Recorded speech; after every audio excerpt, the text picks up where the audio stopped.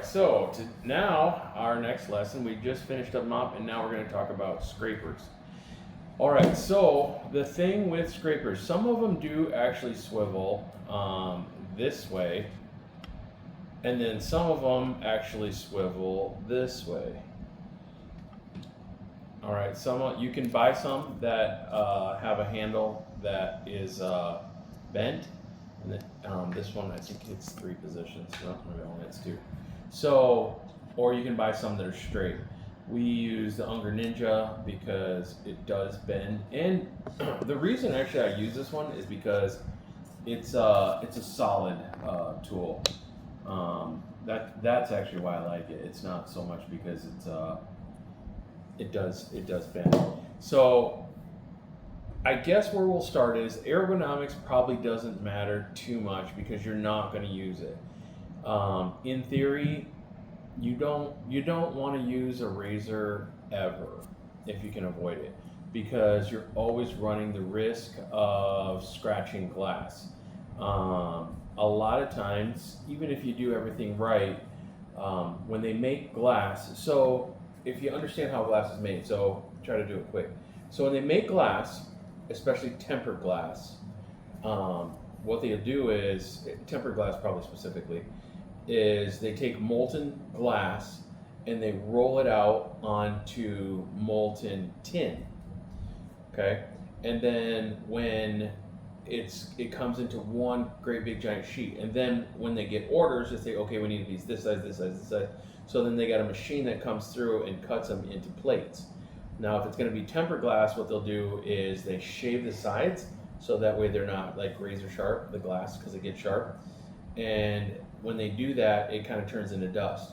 And a lot of times the dust doesn't get rinsed all the way or washed all the way. And there'll be just one speck of dust that just didn't get removed. And if your razor picks that up, the glass itself, it's technically quartz, I think, but it's sand. Glass is made from sand. What'll happen is it'll catch that razor blade, will catch that, and so even if you do everything right, if there's one speck of dust, and then what happens is when they temper it, that little piece of dust actually cooks into the glass, and then if you look at it under a microscope, what it looks like is a melted shard of broken glass melted right into the glass. You can't see it, but if you pick it up, you'll see a big scratch. So you don't want to use these things unless you have to. So I guess first thing you're probably going to want to know is that there's 2 different kinds of steel. There's only one place that you want to get steel from. Where we order anything we order or anything we buy, we use Triumph. There's a couple other brands who have kind of gotten hip to understand that Denmark makes the best steel. So there's different kinds, and there's 2 different kinds. So there's stainless steel, and then there's carbon. Okay. So the reason that we use stainless steel is because I can leave a piece of stainless steel in this thing and just have it in there day to day, and if I need it, I can pull it out and use it. But the reason that people have carbon steel, so if you're doing a construction clean and you just need a really sharp blade, that's actually a little stronger, a little more durable, you can use the carbon fiber. But usually, anytime you use a carbon fiber blade, you want to toss it as soon as you're done because they do rust, and that's another thing that you need to know. So rust itself is a different chemical composition than steel, and steel will generally not scratch glass unless you're like trying to. But if the blade gets rusty under a microscope, we'll probably just put a picture in there of what it looks like. It's all, and then when that drags across the glass, you could definitely scratch it. So if we use a piece of carbon fiber or carbon steel, we toss them when we're done. To be honest, I don't even like having them because sometimes they'll get used on accident, and it's kind of like something waiting to happen, a bad situation waiting to happen. This, which is a new pro tip to me, is a brand new thing of stainless steel, but it actually bent. I had it in the truck, and it got hot. We're in Arizona, and the plastic bent, so I'm gonna have to actually break this whole thing apart to get those out of there. That's funny, but here, I'm gonna show it. So pro tip there, don't leave those, because that case is like $35 for those razor blades. So you don't want to have to do that, because then you got to store them. I don't like these right here. These I don't even know where I got. Oh, I bought these because they were out of Triumphs. So, but these I don't like because they do allow moisture in. And if you look closely, these are carbon fiber blades. If you look closely, let's see here. Some moisture did get into there, and just a little tiny bit of moisture rusted out the blade, just a hair. So for that, I'm actually not gonna toss those blades. But what I will do is before I use them, what I'll do is I'll take a piece of steel wool and I'll just run it across the blade up and down a little bit, and that'll get the rust off. So that's something that you need to know. The next thing that you're gonna also want to know is that there's different thicknesses. Okay, so this is 0.15, which is, so they've got 0.15, 0.20, or what is it? There's a 15, there's a 20, and there's a 30 thicknesses. It's millimeters. It's 0.15 millimeter and point whatever. But so there's 3 different thicknesses. So I use the thinnest one, and the reason that we do is, so you have to understand is that when you put in, they're actually a little harder to use, but when you put the razor blade against the glass, right? Sometimes when you're pushing, you're not necessarily pushing even, or if you catch something or whatever, right? If your razor blade is a little thinner, it's more likely to give. Versus if you have a hard razor blade and you're pushing in there, right? You're more apt to cut into, especially if you're using tint. Now, do not use razor blades on tint, okay? Unless you are a master, okay? I don't even consider myself a master, but we have a technique that we use to get baked on stickers off of tint. But before we do that, we have a conversation with the customer and tell them, essentially getting a razor blade off of tint, or putting a razor blade on tint to remove a sticker that's baked on is impossible. There's nothing you can do. Most people are going to tell you that, they're not going to want to touch it. We have a technique that we use, which I think is pretty cool. We don't teach anybody it because it is a lot of skill. It's not there's nothing it's not something you can teach. So, and understand too, is if you take a piece of tint, all windows, especially here in Arizona, have tint on them. So you won't even know it, but if you catch that tint and you peel it off and the sun's just like, wah, through a little, it sticks out like a sore thumb. You'll totally see it. There's no hiding that. It's going to show, and you're going to have a conversation with the customer. So you want to talk to them first, tell them that this is not something that usually can be done. If you have gone through the master training on that, then cool. But generally, don't do it. Just don't do it for a bunch of different reasons. But primarily, if you're gonna, you may have to practice. But before you do that, you got to really tell the customer, hey, you know what, this is not anything that's easy to do. We have a process, but there's a good chance that we're gonna scratch it, or we're gonna damage the tint, and then you're gonna have to replace the glass. So, all right. So that goes back to the hardness of the blade. So if you have a hard blade and you're pushing to get like some hard water or some overspray on it, okay, you want your blade to have a little give, so that way when you slide, if it's rough, it's gonna dig in and cut the tint. So it gives you a little more little more leeway when they're a little more forgiving when you have the thin blade. Now the thing too is when you're pushing them, they are kind of a pain in the butt, because what will happen is when you're going across, you're gonna have sometimes they'll be like, is when you're pushing the blade across, they'll leave like, it'll skip lines because there's not really quite as much pressure. And the inside of this is not, I think I'm nervous. The inside of it is not always clean. So when you're doing, so sometimes the blade it'll leave lines. So you'll have to go across, wet it, move down a little bit, go across, wet it. You have to use a lot of water, and and if you're doing construction cleans, or you're gonna put, and you're on the inside, you're definitely gonna want to use a lubricant. We have a lubricant that we use, that we add to the water when we're gonna be using a lot of razor blades.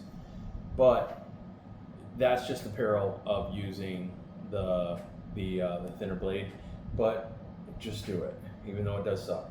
One thing you can do to try to keep it from leaving the lines, so when you're using this blade, sometimes like stuff will get inside between the blade and this, just gunk or whatever, and this itself will get dirty. So there's just a little bit of crap on here in there, but when you've got a blade that's, you know, a 1/10 of a millimeter thin, it doesn't take much to get it. So if this is just a little dirty, or you've got just the tiniest, slightest bit of anything between the razor blade and this, and I'll let you see that so you can kind of look at it. There will, if you look at that, you can see. And that one's clean. It's clean, but they do get dirty. Just cleaning that out or keeping it clean after uses. If you let stuff sit in there too, sometimes it'll get harder to get off. But if you're doing something you know it's kind of nasty, just clean that off. If you do it right away, it can just and you'll be done.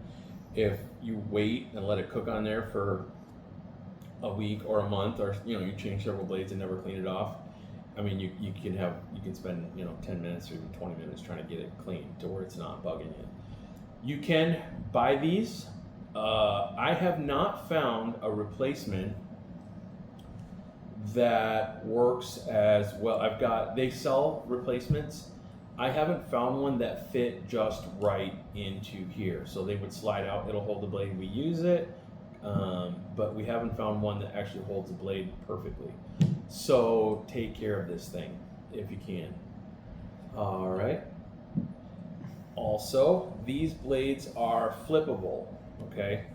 So you can use, you can take it, you can use it once this way, and then flip it over, and then use it once this way, okay? Because there's only one edge. But something also that's worth mentioning is that the razor blade, if you look really close, I don't know if the camera would even pick this up, but if you look really close, the razor blade is beveled. So at the very tip of the blade, it's either this way or this way. And that will affect the angle that you're gonna hold the scraper at. So if you're, okay, so this one right here, hard to see here. I've got some crap on my blade here and I can't see it. Bloopers. Yeah. Actually, that looks like the middle.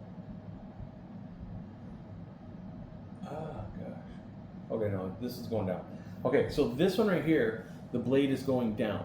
So, gosh, how can I kind of model that for you? Okay, this is a better one. See, look at this one close. This is a beveled edge. This is a plastic one. We'll talk about it next, but you see how it's beveled? Okay, so when you're putting this on the glass, if you've got this side down, then you can hold this down a little lower. Okay?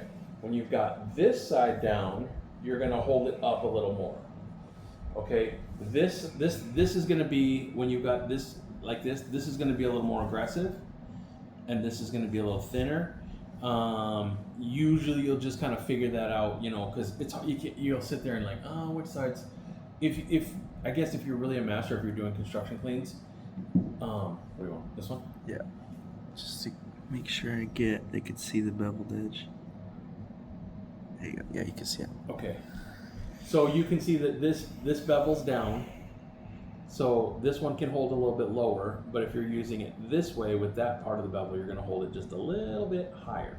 Okay, and that's just the way that the blade rides on the steel and the plastic one are both have a bevel, and you're going to hold it just a little bit differently for the two different ones. All right, so the next thing that we're going to talk about is the plastic blade. So these are what we generally keep in our bags because you can go to town with these. When you're using the steel blade, you're really running a risk of damaging the glass or damaging the tin. These plastic blades, I mean, you can go all in there, and we've gotten, I mean, our instructional video for our customers shows us, we got some overspray. And the thing that's kind of a bummer with these is that if you've got like overspray, especially like a fine overspray, you're really gonna have to get on it and scrub it and just mess with it to get this to take the tint off. But you're not running the risk of scratching the glass. I've never scratched glass with a plastic blade. So our brand of what we do is we do everything that we can do to protect that glass. And this is something that when you hire our company, we are gonna be very we're gonna do everything we can do, and we're gonna know stuff that other people don't know, and we're gonna go above and beyond to try to make sure that we know what to do and we have the skill set to do it. Which is kind of like a story that we like to that I tell people. We did a video. So if you need something, if you need someone to remove a sticker, or you have a situation where a razor blade is needed, I tell people, imagine there's people that you call who will put a razor blade on your glass. But there's also people that shoot apples off of your head with an arrow. So if you're going to have somebody shoot an apple off your head with an arrow, you want somebody that's good. Same thing here. This right here, we're not even going to talk technique or anything right now, because right now, if you're training and you're learning this, you want nothing but fear for this thing, because it really is, it can do a lot of damage. Also, I think something worth mentioning, definitely worth mentioning, is that I've seen 6 people go to the hospital for getting hurt. 4 of them were for falling off of a ladder. 1 of them was for falling off a step stool, not even a high ladder. And then I think 2, was it 2? 2, but probably 3 should have gone. 1 should have gone. 2 people, no, it was 3. 3 people, they didn't have this cover on their razor blade, and they sliced themselves pretty bad. And it was something where it wasn't super deep, but it was long enough and wide enough to where they had to go to the hospital and get stitched up. And there was just no getting around it. So I'm going to tell you to, I think it makes me nervous too. Yeah, it makes you nervous because when you're, it makes you nervous because when you're, when you're trying to get them off, like there's a razor blade underneath there. So that's really how you're probably going to do it, is just when you put them on, there's one side that's got like a little thing right there, and you just kind of push up on that and then just pull it off, and then it'll pop off. But it's still, never lose respect for your razor blade. The guys who cut themselves with razor blades, when you first start, you're scared of it, so you're like, ugh, because you will slice. I got a slice on my hand right now. See that right there? I still cut myself with this sucker. Actually, this is because somebody left it loose. Rather than throw away a razor blade, they left it inside the car, and I was looking for something down in the pocket. But when you're new, you respect it, you're scared of it, so you're very aware of it because you don't want to slice yourself. But after you've had it for a while, you'll get sloppy and you'll lose these, and so you'll stick it in your bags a certain way so that way you don't cut yourself. But guys get comfortable, and those are the guys that cut themselves. And then other guys who've been doing it for a very long time are very mindful. But it's mostly because we've seen people get sliced really bad, and so we're like, oh, don't want to do that. So I think that's it.